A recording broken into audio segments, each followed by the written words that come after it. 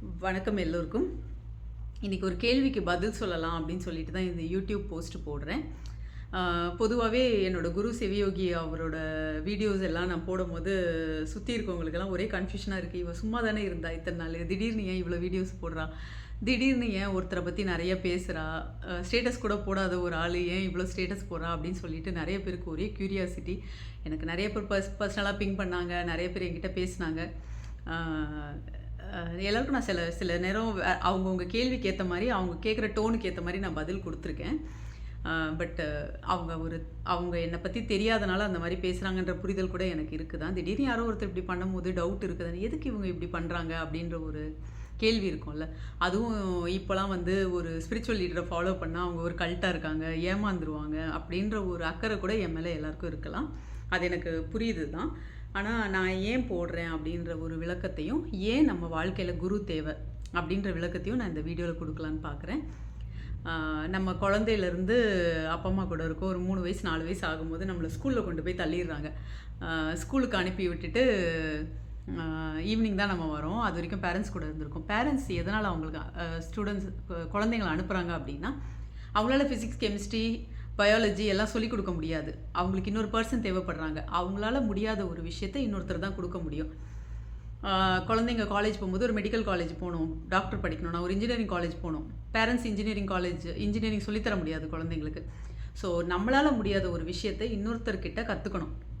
நம்ம மனிதர்கள் எல்லாருமே மற்ற மனிதர்களை பார்த்து நிறைய விஷயம் கற்றுக்கிட்டு தான் பண்ணுவோம். எதுவுமே நம்மளாக பண்ணலை. நம்ம ஒரு விஷயத்தை, ஒரு மை வைக்கிறது கூட யாரோ ஒருத்தரை பார்த்துட்டு அதை பண்ணுவோம். நம்ம அதை பண்ணி நம்மளுக்கும் அதை அலங்காரம் பண்ணி பார்ப்போம். ஸோ மனுஷங்க ஒருத்தவங்ககிட்ட ஒருத்தவங்க கற்றுப்போம். அந்த அந்த அதுதான் மனித இயல்பு.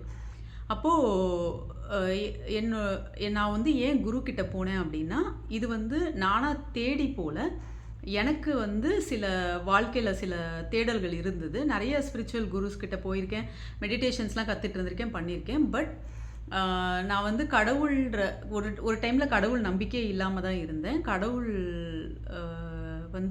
இல்லை அப்படின்னு சொல்லிட்டு இருந்த ஆள் தான் நான். அப்புறம் வாழ்க்கையில் சில விஷயங்களில் நான் ரொம்ப சோகமாக இருக்கிறது, ரொம்ப டிப்ரெஷன் போகிறது, இந்த மாதிரிலாம் எனக்கு நடந்தப்போ நான் கடவுள் தேடினப்போ எனக்கு குரு சிவயோகி ஐயாவோட வீடியோஸ் நான் இன்டர்நெட்டில் பார்த்துட்டு இவர் ஏதோ உண்மை பேசுகிறாரு அப்படின்னு தோணுச்சு. எனக்கு இமிடியேட்டாக அவரை பார்க்கணும்னு தோணுச்சு. நான் போனேன், அவர்கிட்ட கற்றுக்கிட்டு அவரோட வாழ்வியல் வகுப்பு 40 நாள் நடக்குது திண்டுக்கல்லில், வருஷம் 2 தடவை நடக்குது. ஸோ அதையும் போய் நான் அட்டென்ட் பண்ணிவிட்டு எனக்கு முதல்ல ஒரு 3 நாள் கிளாஸ்லாம் போகும்போது, ஃபஸ்ட்டு உபதேச பயிற்சி வாங்கும் போதே கடவுள் பற்றி சொல்லும் போதே, கடவுள் பற்றி இந்த மாதிரி நான் யாருமே சொல்லி கேள்விப்பட்டது இல்லையே அப்படின்னு எனக்கு தோணுச்சு. எனக்கு ரொம்ப ஆச்சரியமாக இருந்தது. கடவுள் பற்றி அவர் சொன்ன விஷயங்கள் எல்லாம் என்னோட லாஜிக்கல் மைண்டுக்கே ஒத்து வருது.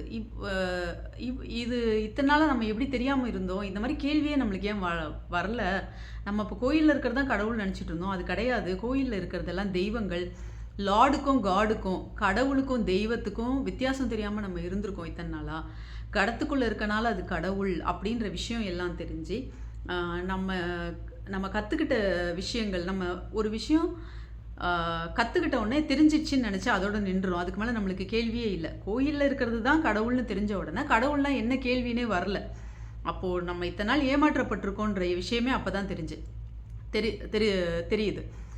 ஏன் சாமி கும்பிட்றவங்க எல்லாரும் ஹாப்பியாக இல்லை, சாமி கும்பிட்றவங்க மரணம்லாம் ஏன் அவ்வளோ மோசமாக இருக்குது அப்படின்னு கேள்வி கூட வரல. நிறைய பேர் இறந்து பார்த்துருக்கேன், ஆனால் வரல. ஆனால் இந்த உபதேச பயிற்சி போன பிறகு தான் தெரிஞ்சது, கடவுள் பார்த்து கொஞ்சம் என்னை கடவுளாக பார்த்து அந்த உபதேச பயிற்சிக்கு என்னை அனுப்பி வச்சுருக்காரு அப்படின்னு. அப்புறம் அந்த பயிற்சி பண்ண எனக்கு உடம்புல நிறைய சேஞ்சஸ் நடக்க ஆரம்பிச்சிது. எனக்கு என்னோடய குரு சொன்ன மாதிரியே சேஞ்சஸ்லாம் நடக்குது. நான் நைட்லாம் உட்காந்துட்டு ஆச்சரியமாக இருக்குது, இந்த மாதிரிலாம் நிஜமாகவே உடம்புல நடக்குமா, அந்த அவர் கிராஜுவலாக அடுத்தடுத்து சொல்கிறதெல்லாம் நடக்குது. நெற்றிக்கண் விழிப்பில் ஆரம்பிச்சு, அப்போது இதெல்லாம் நடக்குமா அப்படின்ற ஆச்சரியத்தோடு தான் நான் அந்த பயிற்சியே பண்ணினேன்.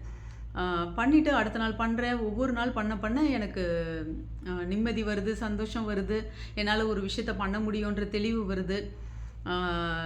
அப்புறம் அவரோட வாழ்வியல் வகுப்பு போய் அட்டன் பண்ணுறேன். ஃபஸ்ட்டு 3 நாள்லாம் பார்த்துட்டு, இவர் மாதிரி ஒருத்தர் பேசி நான் கேள்விப்பட்டதே இல்லையே, இவர் சும்மா வீடியோவில் ஃபன்னியாக பேசிக்கிட்டு இருக்காரு, ஏதோ பேசுகிறாரு, நிறைய பேருக்கு இவர் பேசுகிறது பிடிக்காத மாதிரியே வேணும்னே பேசுகிறாருன்ட்டு தெரிஞ்சுது. ஏன்னா ரொம்ப சீரியஸான விஷயங்கள் தெரியுது, ரொம்ப உண்மை தெரியுது, டீப்பாக தெரியுது. ஆனால் வீடியோவில் வேறு மாதிரி தான் இருக்கார் அவர். அப்போது எனக்கு ஆச்சரியமாக இருக்குது, இப்படி ஒரு மனுஷனை வந்து நம்மளை மீட் பண்ணதே நம்மளுக்கு கடவுள் அருள் தான் அப்படின்னு புரியுது. அப்போது ஒவ்வொரு கிளாஸும் அட்டன் பண்ணி அவ்வளோ புரிதல் வருது. வாழ்க்கையில் நான் என்னென்ன தப்பு பண்ணுறேன், என்னென்ன விஷயத்தில் நான் கவலையாக இருக்கேன், டிப்ரெஷனில் இருக்கேன்னு தெரிஞ்சுக்கிறேன், என்னென்ன விஷயத்தில் நான் ரொம்ப திமிராக இருக்கேன், ஆணவமாக இருக்கேன்னு தெரிஞ்சுக்கிறேன், அதை நம்மளை எப்படி மாற்றிக்கலாம் அப்படின்ற கேள்வியெல்லாம் கேட்டு தெளிவாயிட்டு வெளியே வரேன். எனக்கு ஒரு நிறைவு. ஓகே, நம்ம ஒரு சரியான இடத்துக்கு வந்திருக்கோம். இத்தனை நாள் நம்ம தேடி எத்தனையோ பேரை பார்த்து கிடைக்காத ஒன்று இப்போ நம்மளுக்கு கிடச்சிருக்கு அப்படின்ற ஒரு பெரிய சந்தோஷம். எனக்கு மட்டும் அதோட நிற்கக்கூடாது, என்னை சுற்றி இருக்க எல்லாருக்கும் அது கிடைக்கணும். அப்போனா நான் என்ன பண்ணணும்? என் குரு இப்படி நான் அவர் உண்மையானவர்னு தெரிஞ்சிருச்சு. அவர் சொல்லித்தர அவர்கிட்ட நெருங்கும் போது தான் அவர் உண்மையானவர்னு புரியும். சும்மா வெளியே இருந்து பார்க்குறவங்க அவர் அப்படி பேசுகிறாரு இப்படி பேசுகிறாரு அப்படின்னு சொல்லிட்டு அதோட போக வேண்டியது தான். கடவுள் வந்து டெஸ்ட் வச்சா கிளியர் பண்ணலன்னு அர்த்தம், அவ்வளோதான். ஸோ உள்ளே போய் பார்க்கும்போது அவர்கிட்ட போக போக தான் தெரிஞ்சுது ஒரு மனிதனால் இப்படி வாழ முடியுமா அப்படின்னு. அப்படி ஒரு வாழ்கிற ஒரு மனுஷன் உண்மை நேர்மைனா என்னன்னா என்னோட குரு தான். கடவுள் உண்மையிலே அவருக்கு தெரியும். அவர் சொல்லிக் கொடுக்குற பயிற்சி மூலமாக கடவுள் உணர முடியும். கடவுள் உணர்றதுக்கு நம்மளோட மனம் தடையாக இருக்கும். மனம்னா என்னன்னு சொல்லி தந்துடுவார். மனம் வந்து ஆனந்த வாழ்வுன்னு ஒரு கோர்ஸ்லேயே அது முடிஞ்சிடும், மனம்னா என்னன்னு சொல்லிட்டு. ஸோ மனசை எப்படி சரி பண்ணுறது, இந்த பிறவி மனசை சரி பண்ணுறது தான் எடுத்திருக்கோம். ஸோ அதை சரி பண்ணால் தான் கடவுள் அடைய முடியும். அப்போது ரெஃபரன்சஸ் எல்லாம் எடுத்துகிட்டு வருவார். சித்தர்கள், திருவள்ளுவர் சொன்னதுலேருந்து, ஞான வெட்டியான்லேருந்து, சித்தர் பாடல்கள்லேருந்து, சிவாகமத்திலேருந்து எல்லாத்துலேயும் ரெஃபரன்சஸ் எடுத்துகிட்டு வந்து, ஸோ அவங்களாம் இதை தான் சொல்லியிருக்காங்கன்னு அப்புறம் தான் புரியும். அது வரைக்கும் சும்மா நம்ம வந்து ஓடி ஓடி உட்கலந்த ஜோதியை பாட்டு கேட்டுலாம் புரியுதுன்னு சொன்னால் சும்மா ஃபேக்கு. அந்த ஃபஸ்ட்டு ஓடி ஓடி உட்கலந்த ஜோதி பாட்டே நம்மளுக்கு புரியாது, அது உண்மை கிடையாது. ஃபஸ்ட்டு புரிகிறது இந்த பயிற்சிலாம் எடுத்து இவரோட வாழ்வியல் வகுப்பெல்லாம் அட்டன் பண்ண பிறகு ஓரளவுக்கு புரிய ஆரம்பிக்கும். ஸோ கடவுள்னால் என்னென்னு மதம் கடந்து புரிய வைப்பார். ஸோ நம்மளுக்கு கிடைச்சது எல்லாருக்கும் கிடைக்கணும் அப்படின்ற ஒரு எண்ணத்தில் தான் நான் ஸ்டேட்டஸ் போட ஆரம்பித்தேன். ஏன்னா நான் ஒரு ஸ்டேட்டஸ் ஒருத்தவங்க போட்ட அந்த வீடியோவை பார்த்துட்டு தான் இவரை நான் மீட் பண்ண முடிஞ்சது. எனக்கு கிடைச்ச நல்லது யாரோ எனக்கு பண்ண ஒரு ஹெல்ப் தான். இன்னொருத்தர் நல்லா இருக்கணும்னு யாரோ போட்ட வீடியோவானால தான் என் வாழ்க்கை மாறிச்சு. ஸோ நான் போடுற வீடியோவில் யாரோ ஒருத்தரோட வாழ்க்கையாவது மாறும் இல்லையா? யாரோ ஒருத்தர் அந்த வீடியோவை பார்த்துட்டு அவங்க நல்லா இருந்தாங்கன்னா அது போதும் எனக்கு அப்படின்னு கடவுளுக்கும் எனக்கும் டீல். கடவுள்கிட்ட நான் வீடியோ போடுறேன், பார்க்கட்டும், கடவுள் தேடுறவங்க கண்ணில் இது போட்டோம், அவங்களும் ஐயாவை பார்க்க வரட்டும், நல்லா வாழட்டும் அப்படின்ற ஒரு எண்ணம் தானே தவிர அது வந்து அவரை விளம்பரப்படுத்திக்க மாட்டார். அவரே நான் நல்லா பேசுவார். வீடியோவிலெல்லாம் பேசுகிற வார்த்தைக்கெல்லாம் ஓட தான் செய்வாங்க. அவரை விளம்பரப்படுத்திக்கிற ஆள் கிடையாது. நான் அவரை விளம்பரப்படுத்தி அவர் பெரிய ஆள் ஆக வேண்டிய அவசியம் அவருக்கு கிடையாது.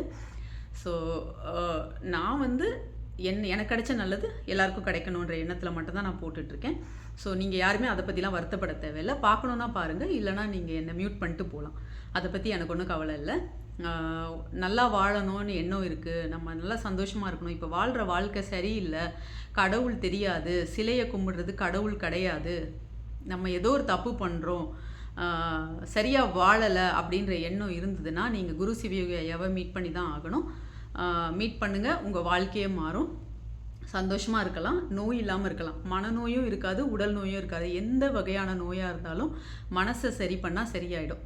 அவர் ஒரு வாழும் சித்தர், அவர் ஒரு ஞானம் அடைந்த மனிதர், அவர் ஒரு அதிசுத்த சைவி. நீங்கள் எல்லாரும் அதிசுத்த சைவின்னு ஒரு வீடியோ இருக்கும், அது கூட நீங்கள் போய் பார்க்கலாம். அவர் வந்து வெளியே காட்டிக்கிறது எல்லாமே வார்த்தையை கடந்து நம்ம அவர்கிட்ட வரணுன்ற காரணத்துக்காக தான். ஒரு குரு கண்டிப்பாக தேவை. ஒரு குழந்தைய வந்து காலேஜ் படிக்க வைக்கிறாங்க, வெளியே அனுப்புகிறாங்க. அதே மாதிரி திருமண வயசு வந்த உடனே ஒரு ஆணையோ ஒரு பெண்ணையோ எதிர்பாலினத்துக்கு கல்யாணம் பண்ணி கொடுக்குறாங்க. அப்பா அம்மாவால் சில விஷயங்கள் பண்ண முடியாதனால தானே அவங்க வந்து வேற ஒரு பர்சன் கிட்ட கல்யாணம் பண்ணி கொடுக்குறாங்க. ஸோ அதே மாதிரி தான் குருவும் தாய் தகப்பனாலேயோ சொந்தக்காரங்களாலேயோ நண்பர்களாலேயோ சில விஷயங்களை புரிய வைக்க முடியாது. கடவுள் உணர்ந்த ஒரு குருவால் மட்டும்தான் கடவுளை பற்றி புரிய வைக்க முடியும். அதுக்கு நம்ம கிளாஸ் போய் கற்றுக்க தான் செய்யணும். முன்னாடி குருகுல கல்வின்னு ஒன்று இருந்தது, அதெல்லாம் சும்மா போய் கிடையாது. ஸோ அந்த மாதிரி அந்த 12 வருஷ கல்வியை 40 நாளில் இவரால் கொடுக்க முடியுது. ஏன்னா இப்போ டெக்னாலஜி எல்லாம் வளர்ந்துருச்சு. அவர் ஒரு ப்ரெசன்டேஷன் மூலமாகவோ கூட இருந்தோ அவர் வாழ்கிறத பார்த்து நம்ம நிறைய விஷயம் கற்றுக்கலாம். அதுதான் இங்கே நடந்துகிட்ருக்கு.